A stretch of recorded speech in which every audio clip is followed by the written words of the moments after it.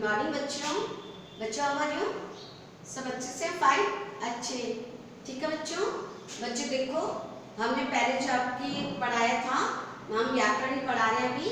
तो हमने व्याकरण में सबसे पहले आपको पढ़ाया था भाषा और व्याकरण, और दूसरा चैप्टर जो है उसमें वर्ण विचार।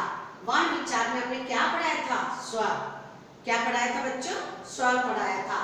और आज हम वर्ण विचार में वर्ण के दो भेद होते हैं, मैंने आपको बताया था।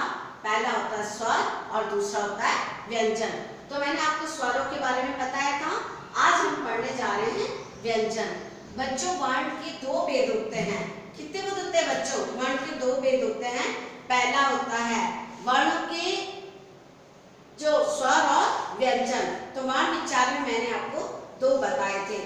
तो इसका सबसे पहला था स्वर और दूसरा है व्यंजन, ठीक है। और उसके बाद वर्णों के में मैंने आपको स्वरों के भी तीन भेद बताए थे। तो स्वर उस दिन हमने पढ़े थे। आज हम क्या पढ़ने जा रहे हैं? व्यंजन। बच्चों व्यंजन क्या होता है? स्वर तो मैंने अ आ इ ई ये 11 होते हैं, और व्यंजन मैंने ये बताया आपको 33। देखो मैं व्यंजन के बारे में बताती हूँ कि व्यंजन क्या होता है। जिन वर्णों का उच्चारण करते समय, जिन वर्णों का उच्चारण करते समय वायु मुंह में रुककर बाहर आती है, उन्हें व्यंजन कहते हैं। बच्चों क्या बताया था? व्यंजन किसे कहते हैं? जिन वर्णों का उच्चारण करते समय वायु मुंह में रुककर, उसमें तो मुंह में नहीं रुकती थी, इसमें मुंह में रुककर बाहर आती है, उन्हें व्यंजन कहते हैं। बच्चों ये कौन कौन से होते हैं? देखो ये व्यंजन कौन कौन से होते हैं, अच्छे से देखो। क, ख, ग, घ, ण, च, छ, ज, झ, ण, ट, ठ, ड, ढ, ण। बच्चों ये ढ और ढ होता है, ये अतिरिक्त व्यंजन होते हैं। क्या होते हैं? अतिरिक्त व्यंजन। फिर त, थ, द, ध, न, प, फ, ब, भ, म, य, र, ल, व। और ये तो श, षल्भ, ये श षट्को, स स्लेट और है हाथी। बच्चों क से लेकर ये है तक है। ये व्यंजन कहाँ से कहाँ तक? क से ह तक है। वापस से देखो, क, ख, ग, घ, ण, इन्हें हम कहते हैं कवर। च, छ, झ, झ, ण, चवर। ट, ठ, ड, ढ, ण, तवर। त, थ, द, ध, न, तवर। प, फ, भ, भ, म, पवर। य, र, ल, व और श, श, स है। बच्चों ये व्यंजन जो होते हैं इनके भी अलग अलग रूप होते हैं कि किसमें कौन से आते हैं और किसमें कौन से आते हैं। तो ये मैंने आपको क से लेकर है तक बताया। ये जो दो होते हैं ड और ड, ये अतिरिक्त व्यंजन कहलाते हैं। क्या कहलाते हैं बच्चों? अतिरिक्त व्यंजन। अब बच्चों व्यंजनों के भी तीन भेद होते हैं। जैसे मैंने आपको स्वरों के पहले दो भेद बताए थे, ह्रस्व स्वर और दीर्घ स्वर, और एक बताया था पूर्ण स्वर, जिसका कि ज्यादा ये प्रयोग नहीं होता है।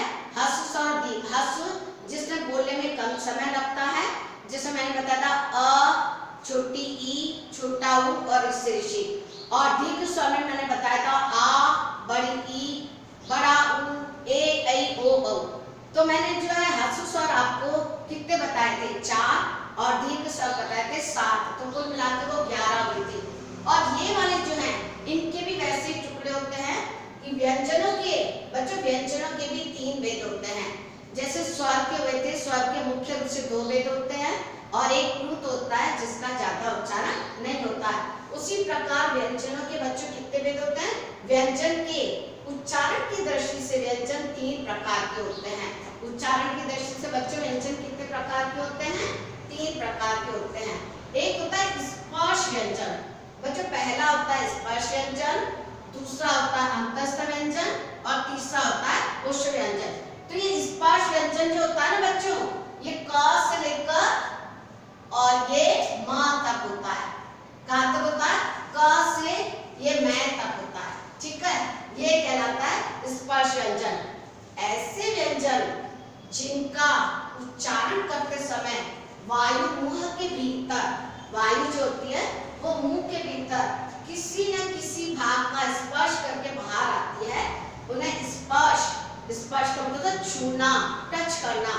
तो वायु जो होती है मुंह के भीतर किसी न किसी को स्पर्श करके बाहर आती है, उन्हें स्पर्श व्यंजन कहते हैं। दोबारा देखिए बच्चों कि व्यंजन किसे कहते हैं? जिन वर्णों का उच्चारण करते समय वायु मुंह में रुककर बाहर आती है, उन्हें व्यंजन कहते हैं। और ये क से लेकर ह तक का है और इनमें भी अलग अलग होते हैं। व्यंजन के बच्चों व्यंजनों के उच्चारण की दृष्टि से 3 प्रकार होते हैं, 3 भेद होते हैं। सबसे पहला होता है स्पर्श व्यंजन। तो ऐसे व्यंजन जिनका उच्चारण करते समय वायु मुंह के भीतर किसी न किसी भाग का स्पर्श करके बच्चों बाहर आती है, उन्हें स्पर्श व्यंजन कहते हैं। ये होता है क से म तक। ये कौन कौन से होता है?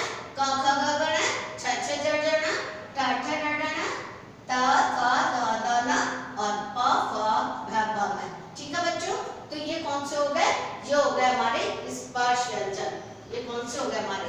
स्पर्श व्यंजन।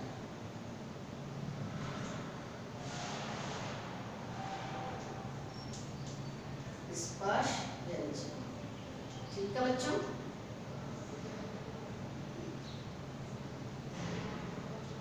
ये स्पर्श व्यंजन है। कहां से कहा था? क से म।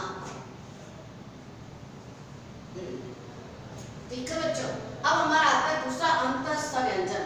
दूसरा भेद कौन सा आता है इसका? अंतस्थ व्यंजन। ऐसे व्यंजन जिनका उच्चारण स्वर और व्यंजन के बीच का होता है, उन्हें क्या कहते हैं बच्चों? अंतस्थ व्यंजन कहते हैं। वापस से देखो, ऐसे व्यंजन जिनका उच्चारण स्वर और व्यंजन के बीच का होता है, स्वर और व्यंजन के बीच का होता है, उन्हें अंतस्थ व्यंजन कहते हैं। बच्चों ये वाले कौन से होते हैं? ये होते हैं ये 4 यहां से, ये इसको हम कहेंगे अंतस्थ व्यंजन। देखो ये वाला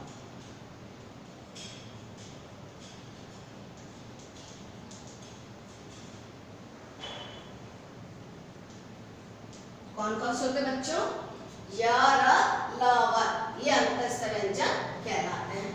ऐसे व्यंजन जिनका उच्चारण स्वर और व्यंजन के बीच का होता है, उन्हें अंतस्थ व्यंजन कहते हैं। ये य र ल व, य र ल व होते हैं।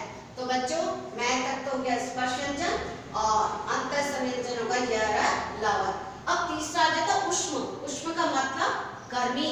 उष्म का मतलब गर्मी। ऐसा जो है ऐसे व्यंजन जिनका उच्चारण करते समय वायु मुंह से टकराकर उष्मा उत्पन्न करती है, अर्थात गर्मी उत्पन्न करती है, ऐसे व्यंजन क्या कहलाते हैं बच्चों? उष्म व्यंजन। उष्म का मतलब गर्मी, यानी ऐसे व्यंजन जिनका उच्चारण करते समय वायु मुंह से टकराकर उष्मा उत्पन्न करती है, उन्हें उष्म व्यंजन कहते हैं। ये बच्चों कौन कौन से होते हैं? ये होते हैं श, स है, शलगम, षट्कोण, ससलेट और हाथी। तो ये कौन सी हो गई हमारी? उष्म व्यंजन। ठीक है बच्चों, तो ये हमारे जो है व्यंजन के 3 भेद हो गए। व्यंजन के कितने भेद हो गए बच्चों? 3 भेद। पहला स्पर्श व्यंजन, व्यंजन जिनका उच्चारण करते समय वायु मुंह के भीतर किसी बात का स्पर्श पाकर बाहर आती है, उससे स्पर्श। और ये कौन कौन सा होता है? क से म तक। दूसरा मैंने भेद आपको बताया अंतस्थ व्यंजन, ऐसे व्यंजन जिनका उच्चारण करते समय स्वर और व्यंजन के बीच का भाग होता है, उसमें हम अंतस्थ व्यंजन कहते हैं। ये य र ल व होते हैं। बच्चों तीसरा मैंने बताया उष्म व्यंजन, ऐसे व्यंजन जिनका उच्चारण करते समय वायु मुंह से टकराकर उष्मा उत्पन्न करती है, उन्हें क्या कहते हैं बच्चों? उष्म व्यंजन कहते हैं। ये श, स है, षट्कोण, षट्कोण, ससलेट मतलब ये होते हैं। तो ये उष्म व्यंजन कहते हैं। अब मैंने आपको चैप्टर 2 के 2 बताए, एक स्वर और दूसरा व्यंजन। क्या क्या बताया मैंने आपको? कि जो है वर्ण विचार में क्या होता है? वर्णमाला। पहले मैंने आपको वर्ण की परिभाषा बताई, फिर वर्णमाला बताई। ठीक है बच्चों, की वर्णमाला कौन सी है? आ से लेकर पूरा यहाँ तक। उसके बाद मैंने जो है आपको स्वर के भेद बताए। उसके बाद आज मैंने आपको क्या पढ़ाया, वर्ण विचार में व्यंजन। क्या पढ़ाया बच्चों, वर्ण विचार में क्या पढ़ाया, व्यंजन। तो ये व्यंजन ये मैंने आपको समझा है, एक बार आप फिर से पढ़ना कि व्यंजन किसे कहते हैं, व्यंजन कौन कौन से होते हैं, व्यंजन के कितने भेद होते हैं, और व्यंजन में जो है कौन से व्यंजन स्पर्श व्यंजन होते हैं, कौन से व्यंजन जो है वो अंतस्थ व्यंजन होते हैं, कौन से व्यंजन ऊष्म व्यंजन होते हैं। तो ये मैंने आपको बताया।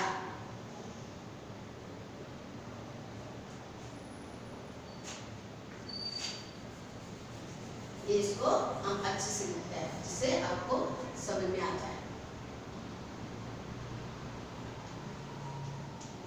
स्पर्श, ठीक है बच्चों। अब आप इसको बताए क्या करोगे, आप ऊपर चैप्टर सेकंड आपने लिख लिया होगा। जब जब आपको करवाते हैं, जब जब लेक्चर आता है उस दिन की बच्चों तारीख डाला करो, ठीक है, डेट डाला करो। डेट के हिसाब से आपको पता चलेगा कि कौन सी डेट पे कौन सा वर्क आ रहा है। तो आप जो है आज की डेट डाल देना जब आपका लेक्चर आ रहा है, सुंदर सुंदर राइटिंग में लिखना।